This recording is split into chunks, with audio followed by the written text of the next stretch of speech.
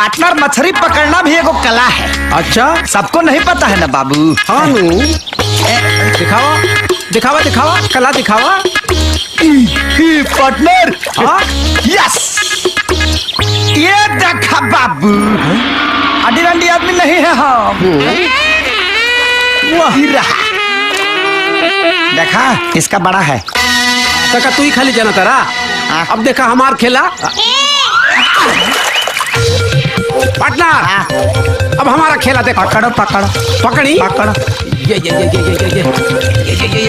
अंदर हाथ डालना। हाथ डाल के निकाल रहे हैं। पार्टनर, लागत पड़ के करे धरल बिया। निकाल निकाली। देखा पार्टनर, फेंक बाबू, फेंक नाप ला। बिक दा, केकर करे बड़ के देख ला। बिक दे बाबू, तो ढेर पीस वाला बा। काहे फेंकी?